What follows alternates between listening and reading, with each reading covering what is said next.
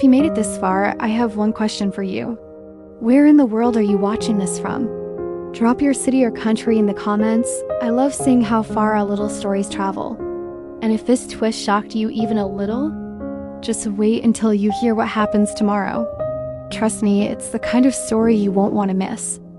So hit that subscribe button, ring the notification bell, and I'll see you in the next chapter of this unbelievable journey. Madeline Reyes. I always believed that hard work could open any door. Raised in a small town outside Austin, Texas, she was no stranger to early mornings and long nights. Her parents owned a modest family diner, and she spent most of her teenage years wiping counters and serving coffee, all while dreaming of skyscrapers, business meetings, and a life far from the smell of bacon grease and brewed coffee.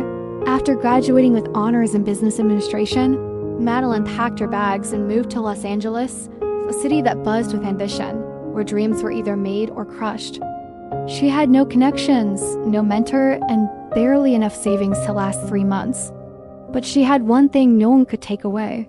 Determination. When she walked into the towering glass building of Wells and Gray Marketing, she didn't expect much.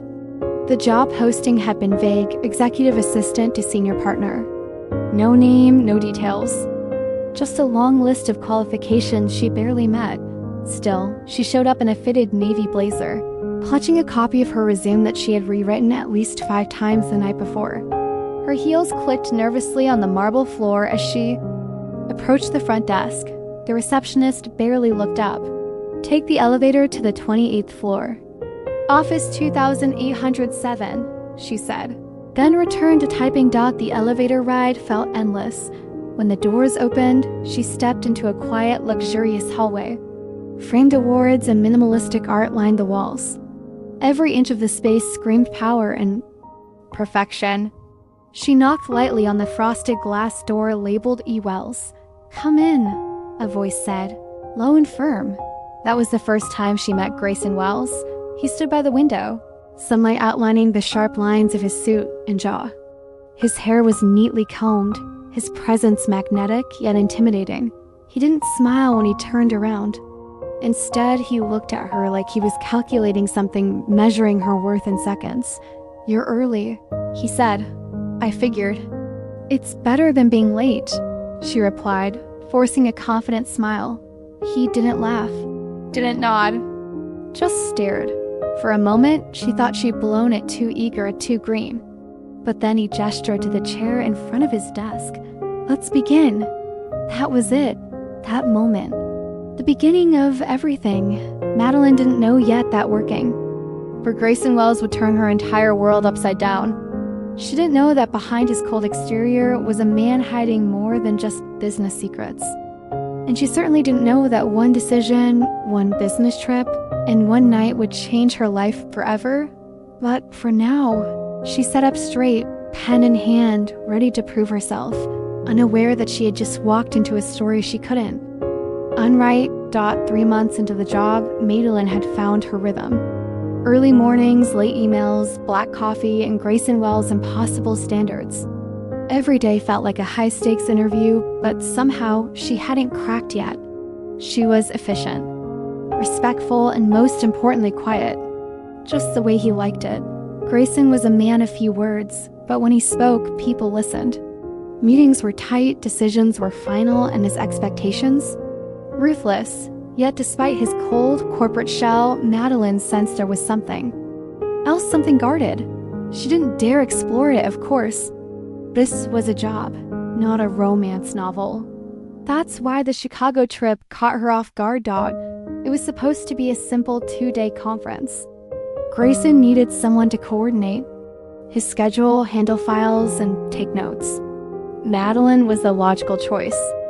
When he told her she was coming, it wasn't a request, it was an itinerary. "Pack light," he said without looking up from his laptop. "Business formal." She nodded. "Yes, Mr. Wells." The flight was smooth, the city cold. They arrived just past sunset and headed straight to the hotel. That's when everything began to unravel. At check-in, the receptionist frowned. "I'm sorry, Mr. Wells. There's been a system error. All the double rooms are fully booked. We only have a single king suite available. Madeline's heart skipped. She looked at Grayson, expecting him to demand another hotel.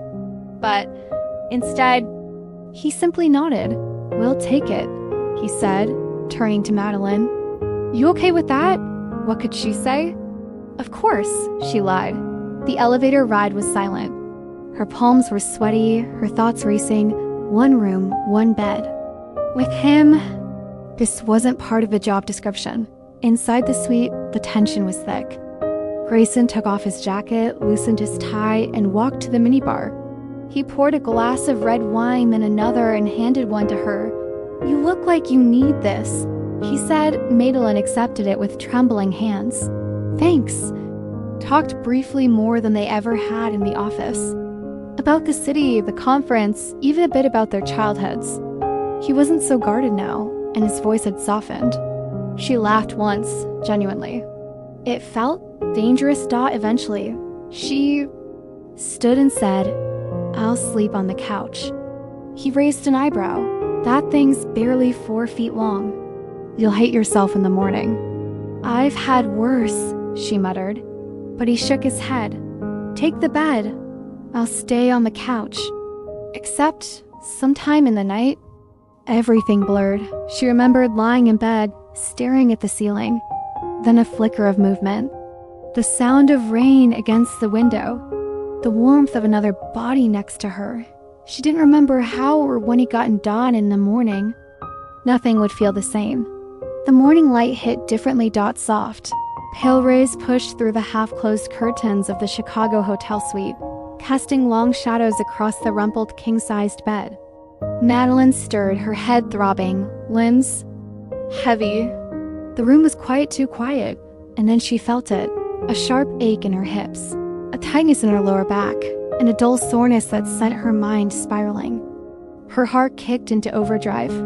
She slowly opened her eyes and turned her head. Grayson was already awake, fully dressed, sitting on the armchair across from the bed. A cup of coffee in one hand, his phone in the other, calm, composed, like nothing had happened. She clutched the sheets closer to her chest. Something was wrong. "Good morning," he said without looking at her. Her voice cracked. What time is it?" "Almost 8 o'clock. I let you sleep in." Madeline sat up slowly. The ache was real, deep, physical, undeniable. Her mind flashed through broken fragments of the night before. The wine, the bed, the rain. And then a blank. Her stomach turned. Did we? She asked, her voice barely above a whisper. That's when he looked at her, not with anger, not even guilt, but with something far more unsettling: regret, wrapped in control. "I don't know what you remember," he said quietly, "but nothing happened you didn't want." Her face flushed, her pulse roaring in her ears. "I don't remember anything." Grayson stood up, adjusting his cuffs. "You were tired, tipsy, maybe, but you said I could stay next to you. That's all. I didn't touch you. But the soreness, the closeness, the heavy fog in her mind, it didn't add up." Madeline slid out of the bed and reached for her clothes, trying to dress without completely unraveling. Her hand shook. She couldn't tell if it was fear, shame, or both. "Did I say anything?" she asked, eyes locked on the floor. "Anything at all?" He paused. "You said I wasn't as cold as you thought." Tears stung the corners of her eyes. "Was that before or after I passed out?" Silence. Grayson exhaled slowly. "I'm not the villain here, Madeline. I would never hurt you." But the truth was, she didn't know that. She didn't know what lines had been crossed, if any. All she had were bruised emotions, scattered memories, and a man standing across the room acting like it was just another Monday. She zipped up her skirt and grabbed her suitcase. "I'm going downstairs. I need some air." As she walked out the door, her mind raced. Had she imagined the whole thing? Had she misread every signal? Or had she just stepped into something far more complicated, something that couldn't be? Undone? And as the elevator doors slid shut, Madeline realized one thing with terrifying clarity. Whatever happened last night, Nothing about her life would be the same again. The conference might as well have been in another universe. Madeline sat through presentations with a frozen smile, her mind stuck on repeat flashing through fragmented memories. Grayson's calm expression and the sinking feeling in her gut. No matter how she tried to shake it off, the doubt clung to her like smoke. Was she overreacting? Or was something seriously wrong? Back in the hotel suite that night, the air was thick with unspoken tension. Grayson worked at the desk, typing away like everything was normal. Madeline stood by the window, arms crossed, staring down at the glittering Chicago skyline. "I need to talk to you," she said, her voice flat but firm. Grayson didn't look up. "I figured," she turned. "I don't remember everything, Grayson. I don't remember if I gave you permission. I don't even remember when you got into that bed." He slowly closed his laptop. "I didn't touch you." "Then why do I feel like I've been hit by a truck?" She snapped, voice cracking. "Why does my body hurt? Why can't I remember what actually happened?" He stood now, facing her fully. "You invited me to stay in the bed. You said it was fine. You were tired, yes, but you weren't drunk. I didn't do anything you didn't allow." "Allow?" she echoed, eyes narrowing. "Grayson, I wasn't in a position to allow anything. You're my boss. I was vulnerable. And now I don't even know if I trust myself." There it was. The line neither of them wanted to cross, but here they were. He didn't flinch. "Do you really think I'd risk everything to take advantage of you? I don't know." She shouted. "I don't know what to think because you're standing there acting like this is normal, like I'm the one being dramatic." Silence stretched between them. He ran a hand through his hair, finally showing a crack in his calm. "Do you want me to say I made a mistake? Fine. I should have stayed on the damn couch. I should have told you no, even when you asked me to stay." Madeline's breath caught. "I asked you?" He nodded. "You didn't want to be alone. You said you felt safe with me." Her stomach twisted. The words sounded like hers, but she couldn't remember saying them. "I don't feel safe now," she whispered. That landed. Grayson's jaw clenched, and for a moment, he looked like someone who had just lost control of something he never meant to break. "I never meant to hurt you, Madeline," he said quietly.